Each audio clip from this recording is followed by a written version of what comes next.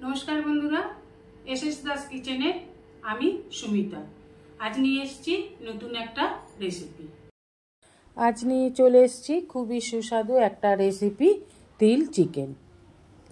আপনারা অনেকেই হয়তো এই তিল চিকেন বানিয়ে খেয়েছেন, আবার অনেকেই হয়তো এখনো বানিয়ে খাননি। তাই অনুরোধ রইল একবার তিল চিকেন বানিয়ে খেয়ে দেখবেন। দুর্দান্ত স্বাদের এই তিল চিকেন খেতে হয়। এখানে আমি আপনাদের সাথে এই রেসিপিটাই আজ শেয়ার করছি। নিয়ে নিচ্ছি 1 কেজি চিকেন। প্রথমেই বলে রাখি বন্ধুরা, এই চিকেনটা হলুদ, দই, লবণ দিয়ে আমি আগেই মেখে রেখেছিলাম। এটার ভিডিওটা করা হয়ে ওঠেনি। এবার ওভেনে কড়া বসিয়ে দিয়ে দিলাম তেজপাতা, গরম মশলা, শুকনো লঙ্কা একটু রোস্ট করে নেব। দিয়ে দেব 100 গ্রামের মতন সাদা তিল।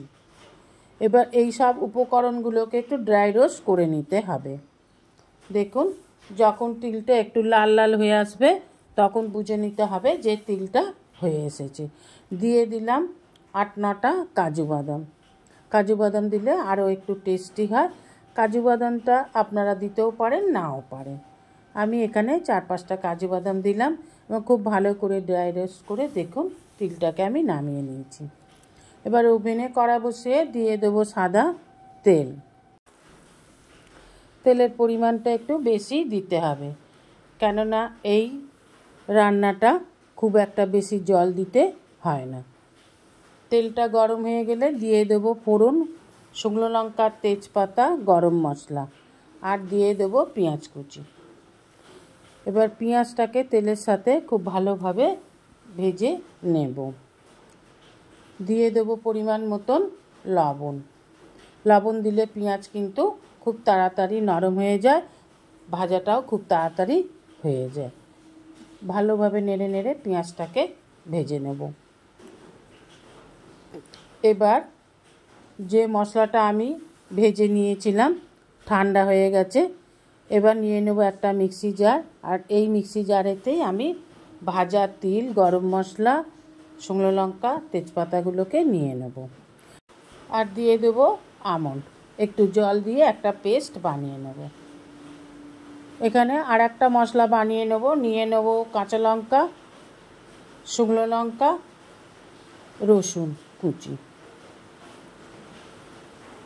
আর নিয়ে নেব 1 টিস্পুন গোটা জিরে, নিয়ে নেব গোটা ধনে 2 টিস্পুন, আর দিয়ে দেবো একটু জল, একটা পেস্ট বানিয়ে নেব। এখানে আমি আদা দিলাম না, আদা আমি আলাদা বেটে নেব।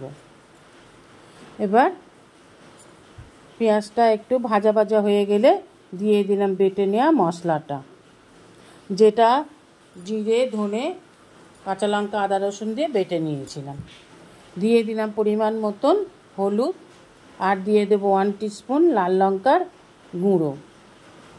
দিয়ে এবার মশলাটাকে খুব ভালোভাবে কষে নেব। এখানে বলে রাখি, যেসব বন্ধুরা আমার চ্যানেলটিকে সাবস্ক্রাইব করে আমার পরিবারের সদস্য হয়েছেন তাদের অসংখ্য অসংখ্য ধন্যবাদ। যারা এখনও আমার চ্যানেলটিকে সাবস্ক্রাইব করে আমার পরিবারের সদস্য হননি তাদের কাছে অনুরোধ রইল আমার চ্যানেলটিকে সাবস্ক্রাইব করে আমার পরিবারের সদস্য হবার জন্য। এবার দিয়ে দিলাম আদা বাটা। আদা বাটা দিয়েও ভালোভাবে মশলাটাকে কষে নেব, যতক্ষণ না আদা রসুনের কাঁচা গন্ধটা চলে যাচ্ছে ততক্ষণ পর্যন্ত ভালোভাবে ভেজে নিতে হবে। এবার দিয়ে দিলাম মেখে রাখা চিকেনটাকে। আগেই বলেছি চিকেনটাকে আমি আপনাদের কী দিয়ে মেখেছি বলা হয়নি, আর একবার বলে দিচ্ছি। আমি এটাকে মেখেছি হলুদ, টক দই, লবণ দিয়ে ম্যারিনেট করে রেখেছিলাম।